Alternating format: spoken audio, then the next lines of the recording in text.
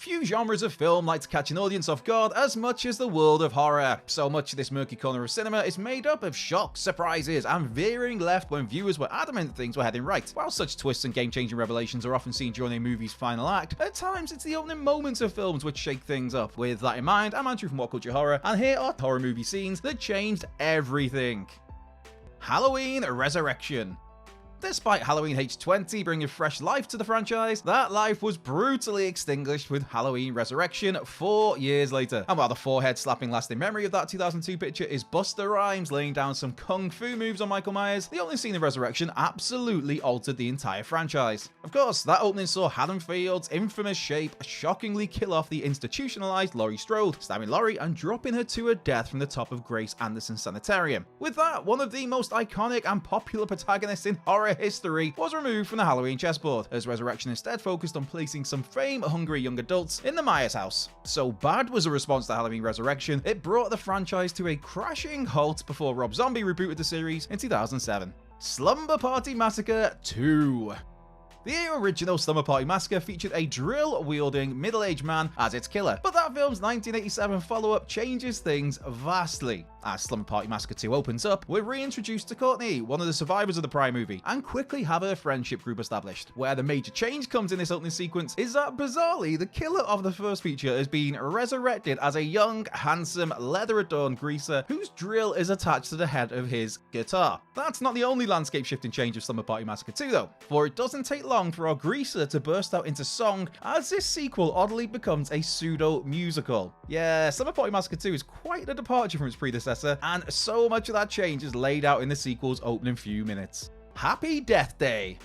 Happy Death Day's opening 9 minutes set the tale for something utterly unique in the horror genre. Those 9 minutes introduce us to Chuy Gelman, a college student who wakes up in someone else's bed after a one-night stand. From there, Chuy returns to a sorority house, does her best to ignore her own birthday, is late for class, has it revealed to the audience that she's having an affair with her lecturer, and is then killed by a baby-masked killer. While that in itself would usually be quite the shock, how Happy Death Day changed everything is that Chuy immediately wakes up back in the bed of that aforementioned one-night stand. From there, this picture becomes very much the Groundhog Day of horror, or with a healthy dollop of humor throughout, as Chuy gets killed time and time again, awakening on that same morning, doing her best not to get killed in the same ways as previously, and trying to work out who her killer is. Final Destination.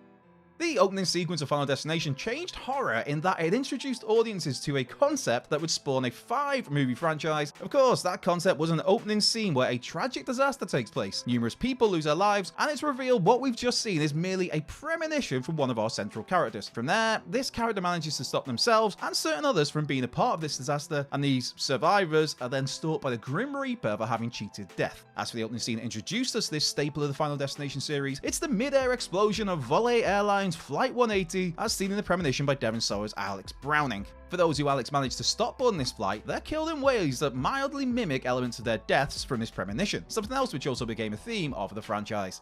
Jason Goes to Hell, The Final Friday. While some opening scenes changed everything in a positive sense, the opening of Jason Goes to Hell The Final Friday changed the landscape of that movie in a way that left the picture viewed by many as being the absolute worst Friday the 13th film. As Jason Goes to Hell opens, it's very much same old for a Friday the 13th picture. By that, it means that Jason Voorhees is stalking some pretty young woman as she prepares to take a shower in a Crystal Lake cabin. Unfortunately for Jason though, this is all part of a sting by the FBI and a SWAT team as he's lured out into the open woods and blown to pieces. What this means is the vast majority of The Final Friday doesn't feature the physical presence of Jason. Instead, his spirit is passed from person to person in the form of a turd-like parasite. Yeah. After 9 movies, you can appreciate the franchise trying a new approach, hot on the heels of Jason Takes Manhattan of course, but removing the iconic form of Jason Voorhees from the bulk of Jason Goes to Hell, that was not the new approach to take. Bride of Chucky.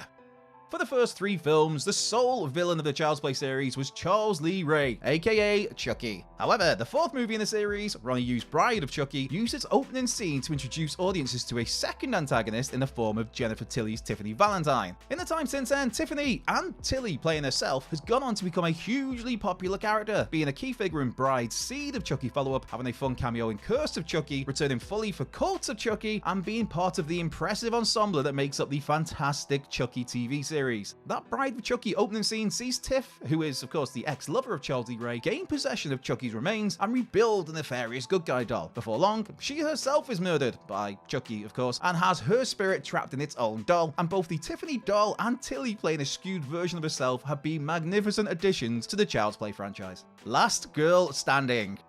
As already mentioned, many a horror film has started by showing that picture sinister threat getting to work and doing what they do best, as in putting on a show of their twisted abilities so that audiences have an idea of what to expect. So when 2015's Last Girl Standing opens up with a deer mask-adorned killer butchering a group of generic young adults, that's very much what we've come to expect from the genre. The only catch is, this Benjamin R. Moody Helms feature actually has someone survive this encounter with a monstrous figure known only as The Hunter. What Last Girl Standing does brilliantly is, rather than being a typical slasher or maybe even having the hunter to continue to chase down Akashka Villalobos' Cameron, it instead opts to bring something fresh to the world of horror. By that, the film actually becomes a character study of sorts, as it picks things up with Cameron 4 years later and spotlights her as a timid, paranoid figure dealing with PTSD as a result of seeing her friends murdered, and she herself only just managing to get the best of the hunter. Last Girl Standing, man, it's a very clever, unique film.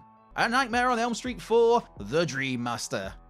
After franchise fave Nancy Thompson was killed off towards the end of A Nightmare on Elm Street 3, The Dream Warriors, the Elm Street series seemed destined to move forward with Dream Warrior survivors Kristen, Kincaid, and Joey. For those hoping for this trio to drive the series to new heights, they were left extremely frustrated when the opening moments of A Nightmare on Elm Street 4, The Dream Master completely flipped the script. After Freddy Krueger is bizarrely resurrected in Kincaid's dreams by the hero's dog's fiery piss, bringing Krueger back to life, yes, really, Kincaid is quickly dispatched by Springfield's most infamous son. Immediately after this, Joey is killed by Freddy in a bonkers waterbed sequence, and with that, the Dream Master changed the game and caught audiences off guard. Of course, it wouldn't be too long after this that Kristen herself would be slaughtered by Krueger, and Elm Street 4 totally changed its expected direction to instead focus on newcomer Alice Johnson.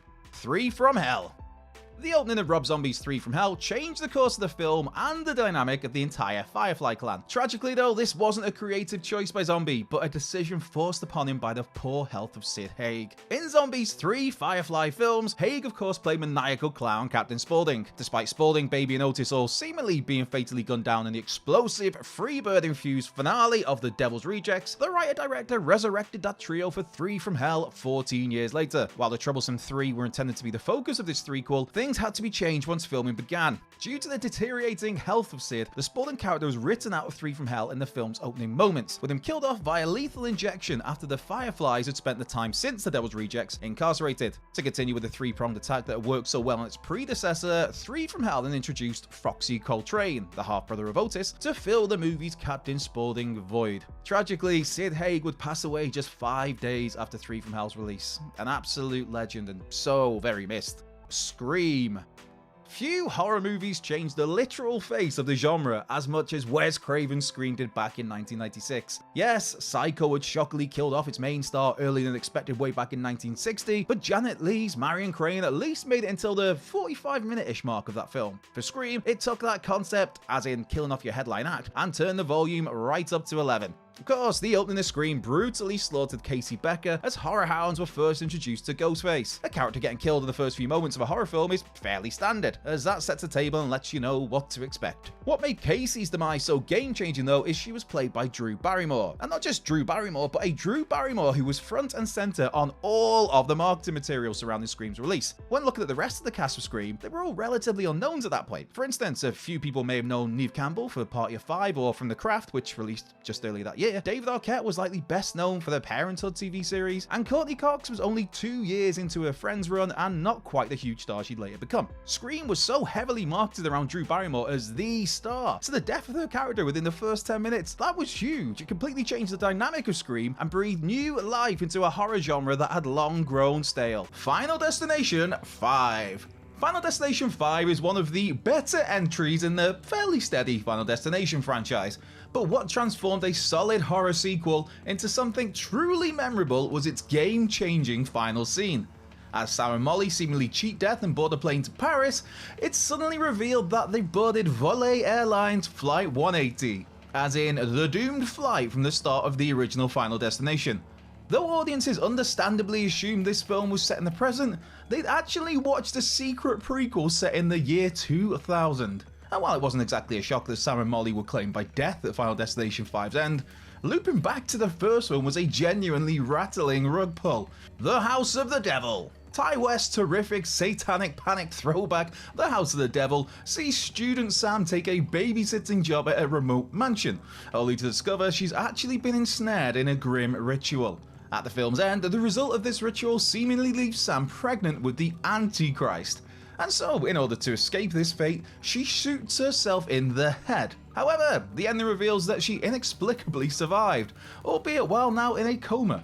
And then, in the chilling final moments, the nurse implies that Sam is indeed still pregnant, and so the cult members' plan to impregnate her with the Antichrist actually worked. Will Sam wake up? If so, what will she remember? And what's going to happen when she gives birth to a hellspawn? All in, yeah, things aren't looking good. The Others. The Others cemented itself in the annals of horror movie legend for its final 5 or so minutes, when it turns out that Grace and her children aren't really being terrorized by a supernatural phenomena. No, they are the phenomena. More to the point, they're all ghosts, with Grace smothering her 2 children to death before killing herself prior to the event of the film. The spirits known as the Others are actually the new living residents of the house, as Grace ominously insists that the house belongs to her family, not anyone who dares to buy it in the physical realm. The "they were all dead along" twist has certainly been played out over the years, but back in 2001, this hit like a sledgehammer, instantly enticing viewers to rewatch the film in order to view it through an entirely new lens. Halloween 4, The Return of Michael Myers. The ending of The Return of Michael Myers set up a future for the series that absolutely nobody saw coming. After Michael is obliterated by a lynch mob, the climactic twist reveals Michael's niece, Jamie Lloyd, has seemingly taken up his evil mantle. Jamie stabs her foster mother with a pair of scissors while wearing a clown costume, reminiscent of how a young Michael killed his own sister at the start of the first Halloween movie. A deeply disturbed Sam Loomis attempts to shoot Jamie before the film abruptly ends, establishing a genuinely shocking and intriguing path for the Halloween franchise. Except Halloween 5, The Revenge of Michael Myers quickly threw that out the window, downgrading Jamie's apparently murderous intent to psychological trauma, much to fans' disappointment. A 5th film, which took place years later with an adult Jamie wrestling with her murderous urges while Michael returns to Haddonfield, that could have been awesome. Instead, we got another typical Halloween movie. Oh, and Jamie forming a telepathic link with Michael Myers because, of course she did. The Boy. Granted, its sequel was a total stinker that undid so much of the good work of its predecessor, but 2016's The Boy was surprisingly a lot better than many were expecting. That first film centers on Greta, an American nanny who heads to England to work for the Heelshires as she looks to distance herself from her abusive ex-partner. With the Heelshires off on vacation, a vacation where they'd actually commit suicide, yeah, not great holidaying, Greta is tasked with looking after Brahms, a porcelain doll the Heelshires treat as their son. While Greta views this as, quite the odd gig, it's a well-paid gig nonetheless. Once she gets settled into the Heelshires' lavish home though, things start to become extremely spooky in this scary doll feature. Of course, the kicker here is, after playing out like a typical spooky doll affair, the final sequence reveals that Brahms is indeed a real person, nowadays an adult and living in the walls of the Heelshire house, completely flipping the event of The Boy on its head. Would You Rather? Would You Rather revolves around Iris, a young woman who takes part in a philanthropist's parlor game because if she wins, he'll pay for her brother Rally's leukemia treatment. Iris soon comes to realize the game is far more dangerous than expected. That is, it's a life or death version of Would You Rather, with Iris and her fellow players having to choose one of 2 horrible options per round. Iris makes it to the final round where her choices are shoot rival Lucas dead or spare his life, and they both leave alive, yet without any cash. Iris ultimately makes the grim decision to shoot Lucas, winning the money and a bone marrow donor for her ill brother. When Iris gets home and goes to check on her brother though, she finds that he's committed suicide, overdosing on pills because he felt he was a burden. While you can appreciate a messed up level of value in Iris killing another person to save her most beloved family member, that she ultimately did all of this for nothing makes this one of the cruelest endings in horror movie history. Scream 3. The finale of Scream 3 is one that absolutely shook the foundation of the entire franchise. Of course, that finale reveals that Roman Bridger has been operating as the film's solo Ghostface, and that he's actually Sidney Prescott's half-brother. That all in itself was quite the revelation, but Roman then also details how he had been the one instigating the events the prior two movies. Abandoned as a baby by his mother Maureen, the adult Roman tried to reunite with his mother 4 years ago. Rejected by Maureen, Roman began to monitor her, recording their meetings with various men, including time spent with Billy Loomis's father. From there, Roman masterminded his plot of revenge, using this footage to enrage Billy to the point he and Stu carried out the horrors of the first Scream. That in itself set in motion the events of Scream 2 then, where Mrs. Loomis, alongside film student Mikey, embarked on her own mission of revenge against Sydney for the death of her baby boy. Within a matter of minutes, Roman managed to completely change the narrative of the entire Scream series. Fallen begins as Denzel Washington's Detective John Hobbs explains he's going to tell us about the time he almost died, accompanied by clips of him running through a snowy forest before collapsing to the floor. The rest of the film plays out in order, with Hobbs chasing down a serial killer who happens to be a fallen angel, Azazel, with the ability to possess people simply by touching them. At the movie's end, Hobbs discovers Azazel has taken the guise of his colleague Jonesy, and so hatches a plan to kill Jonesy and then poison himself, leaving Azazel stranded in the wilderness without a host to inhabit. But before Hobbs can die, Azazel possesses him, at which point we return to the sequence from the start of the film. As a poisoned Hobbs collapses to the floor, the opening narration resumes, revealing that we were listening to an Azazel-possessed Hobbs talking about the time he almost died, not Hobbs. And with that, Azazel is saved from being trapped in Hobbs' corpse when a cat stumbles across the scene, and he possesses it. Those darn cats, man, they get everywhere. And that implies that Azazel will be able to continue his rampage as soon as he finds another human to make contact with. Right at your door. Right to Your Door follows Brad and Lexi, a couple residing in Los Angeles when the city is hit by multiple dirty bombs. Brad, who is home while Lexi is at work, follows the advice of the authorities and seals up his home to prevent the bomb's deadly pathogen from getting inside. That seems sensible enough, right? Except at the end of the film, a soldier informs Brad of a startling new discovery. That would be the pathogen doesn't thrive in wide open environments, and by sealing up his house, Brad created the perfect incubator for the agent to infect his respiratory system. The soldiers flood the house with fumigating chemicals, killing Brad and eliminating all trace of the virus, while Lexi, who spends almost the entire movie outside, ironically survives. Wreck 2. The phenomenal first wreck concluded with news reporter Angela Vidal dragged into the darkness by Tristiana Medeiros, patient zero for the virus spreading through the besieged apartment block of the film. Wreck 2 picks up moments later with a team of soldiers breaching the sealed apartment complex, and at the end of the movie they finally make contact with Angela, who is miraculously still alive. Angela then ends up killing Tristiana, but moments later also attacks and kills the remaining friendlies, revealing that she is infected with a demonic entity which was possessing Tristiana. More to the point, a closing flashback shows precisely what happened after the ending of the first movie. That would be Tristiana holding down Angela and passing a giant parasite into her mouth, in turn infecting her, with the ending suggesting that Angela is the movie's sole survivor. It's certainly set up one hell of an enticing threequel, with an infected Angela being unleashed upon the world. Then we got Wreck 3 Genesis, which was a standalone sequel, and even when we finally did return to Angela in Wreck 4 Apocalypse, the results were disappointingly lackluster. House on Haunted Hill, 1999. House on Haunted Hill is a 1999 remake of the 1959 Vincent Price classic, starring Jeffrey Rush, Famke Janssen, and numerous other 90s actors you probably at least half remember. In the movie, Stephen Price, an amusement park mogul, has set a challenge. Survive one night in the derelict Psychiatric Institute for the Criminally Insane and receive $1 million. Yeah, cue Dr. Evil. It's a safe bet that not all of these people who enter are going to make it through till morning, and before long, the blood is flowing along with the 90s Marilyn Manson-esque nu metal soundtrack of the day. To be fair though, that is a pretty solid choice because this one is more of a nasty music video than it is a video nasty. As the dawn edges closer, Price survives a gunshot only to be consumed by the darkness, a wobbly, evil CGI blob that consumes everything it comes into contact with.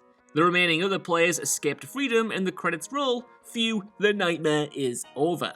Or is it? Well, no, of course not, because it's on this list. Consequently, the credits scene actually reveals Price on an operating table with plenty of questions left unanswered. All we know is it's 1931 and the inmates are slicing up Jeffrey Rush and his beautiful pencil mustache for all eternity. Is this temporal displacement, alternate reality, predestination? Who knows, but it changed the whole film and not necessarily for the best. Curse of Chucky. The Child's Play series debuted in 1988, starring horror icon Chucky, a demented, pervy little killer doll. In the 2013 sequel, Curse of Chucky, he's back for fresh blood, and the whole stabbing plastic doll nightmare begins again. Thankfully, this time an entirely new plucky hero has the responsibility of making sure he goes back to the defects department as homicidally faulty. In the post-credit sequence, we see Chucky, who by this point, by the way, has been burned, shot multiple times, molten down, blown to smithereens, and married to Jennifer Tilly's superb female counterpart doll Tiffany, who is being mailed to the next hapless victim, who just so turns out to be Andy from the very first 3 installments. Chucky is back and raring to kill again, right up until the point where Andy, returning actor Alex Vincent, goes full Ash from the Evil Dead and pulls a shotgun before saying, "Play with this." The Thing, 2011. Remakes can be risky business, as treading on hallowed horror ground is usually either very brave or very stupid, and usually not all of them land smoothly, especially if your name is Nightmare on Elm Street. Anyway, John Carpenter's 1982 special effects tour de force The Thing broke so much ground in horror that it was hard to see why anyone would attempt a straight remake, something the studio clearly considered when they inevitably got round to reviving the property. It wasn't great, but as the plot of this CGI-infested reboot rounded up to something resembling a satisfying conclusion, the credits rolled and the horror didn't end there. As the rescue team arrives by helicopter, a lone survivor fires a rifle from a window of the seemingly decimated Norwegian camp, and then a dog escapes into the snow. Suddenly, the whole setup begins to look a little familiar. The post-credits scene actually acts as a direct lead-in to the original movie, revealing everything before as being a prequel. The dog is fleeing right into the start of the 1982 version, carrying the alien virus with it, Cloverfield. Released in 2008, directed by Matt Reeves and produced by one-time baby Spielberg clone himself J.J. Abrams, Cloverfield is a monster movie of appropriately massive proportions. Despite the size though, the movie as a whole is pretty straightforward. Through a found footage lens, we follow Rob, Beth, Jason, Rod, Lily, Marlena, and Hood attempting to flee the destruction of the city. A few body-exploding parasites and a curveball Statue of Liberty head later, a few of them actually look like they're about to escape, only to end up danger close as the final explosives drop on Central Park to kill the monster. Everything looks pretty cut and dry, but here comes the post-credits scene, building on the mystery of that falling object in the final scene where a static impaired transmission is heard. Initially, the sound seems meaningless, but played backwards, it reveals a sinister warning with the words proclaiming, "It's alive." Producers were clearly fishing for a sequel, and although 10 Cloverfield Lane shared the universe, John Goodman turned out to be a considerably more manageable monster indeed. Constantine. Constantine follows the adventures of the eponymous hero, played by Keanu Reeves, who drinks, smokes, and converses with the dead. Well, when you put it like that, he'd fit right into the house parties I've been to anyway. The thing about John, though, is that he's totally damned, and his only possible salvation is a deal with God, where he exorcises demons in return for a stairway to heaven. Along for the ride is Chaz, a wannabe exorcist, and Shia LaBeouf in an early role before he decided to fight giant robots and keep up with the Joneses. He doesn't do a whole lot, but he does take one for the team during the final boss against angelic upstart Gabriel, who kills Chaz by smashing him against the floor and the ceiling. Fortunately, shortly after this, John eventually outsmarts his enemies, redeeming himself in the eyes of God. After the climax, John is free to live something resembling a normal life, even quitting the cigs and leaving his Zippo lighter on Chaz's grave. However, the very final scene shows this character returning in angelic form, dragging poor John back into the whole mess yet again. The Collector. The Collector is admittedly pretty nasty as far as horror films go. The plot follows Arkin O'Brien, a former thief working as a handyman for the Chase family, who reluctantly hatches a plan to steal a ruby from the aforementioned family to pay back his wife's debt. Tragically for him, he picks the absolute worst night to stage such a break-in, as he becomes trapped inside with the Chase family, who are victims of a masked maniac known as the Collector. This big bad lad invites Arkin and Hannah Chase to a deadly game of Saw-style cat and mouse, as they attempt to escape with horrific consequences. 90 gruesome minutes later, and the character does indeed escape with Hannah, leaving the house in flames and the police on the scene. Everything appears well, but everyone knows that horror films are never that simple. Arkin is then snatched by the Collector again in a gripping ambulance ambush, ending with the fate of the hero uncertain as the credits soothe our fractured nerves. The post-credits scene then reveals that the Collector has Arkin locked in a trunk, now part of the collection himself, finally ending the movie, and apparently Arkin's life in the process. The Grey. The Grey is a powerful, surprisingly emotional story about survival, and while not technically a horror, the situation can't be described as anything else. Liam Neeson plays John, a lonely man working as a wolf sniper protecting oil company workers in Alaska. Fueled by alcoholism and weighed down with crushing depression, John is on the verge of suicide until a near-fatal plane crash triggers his self-preservation instincts. John and the few surviving men, who are mostly just there to be killed off, stage a desperate attempt to battle both the elements and a hungry, aggressive wolf pack, hell-bent on picking the men off one by one. At the film's climax, John is the last non-wolf standing and makes a final stand against the pack after he inadvertently pissed off the alpha male. Strapping shards of broken liquor bottles to his knuckles like the hardest bastard you know, and with a blade taped to his palm, John faces the boss wolf, reciting a poem his father taught him. Roll credits, the end. The outcome of the fight is unknown at first, but the post-credits sequence shows the heaving, bloody body of the wolf gasping for breath. Whether John survived or not, however, is still left ambiguous. The Babysitter 2, Killer Queen. In the original Babysitter, young hero Cole discovers that his babysitter was in fact a member of a satanic cult, which is like the fourth worst thing you can find out about someone looking after your kid.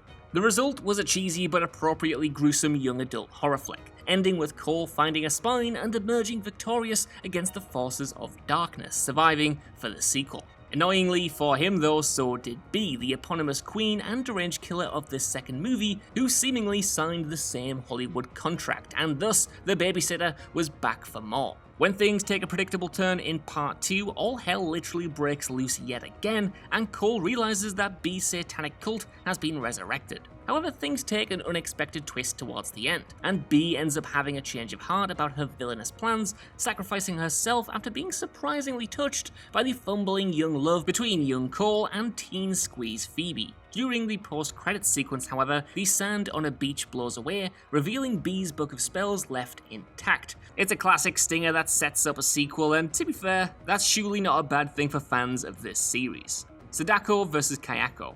Monster movie mashups have been a staple of low-budget sci-fi and horror films since the 1950s, with Godzilla vs. the whatever dragging the kids into movie theaters in droves. For this entry though, in the blue corner we have Sadako, the memorable villain from the Ring series, and a girl with equally deadly psychic powers in the red corner, Kiako, the equally creepy and rather more vocal monster from the Grudge series, who'll try to vocal fry you to death if you come within spitting distance of her house. The film climaxes with the protagonists attempting to alleviate both the curses associated with these villains at once by pitting the monsters against each other. The clue is in the film's title, resulting in both baddies falling down Sadako's well. Something emerges from the opening as Toshio, the creepy kid from The Grudge, starts meowing, cue credits. But wait, for one final time, there is indeed more, and the post-credit sequence reveals a brand new monster, an amalgamation of these two beings called Sadakaya, a supervillain now with only one white dress that needs to be dry cleaned.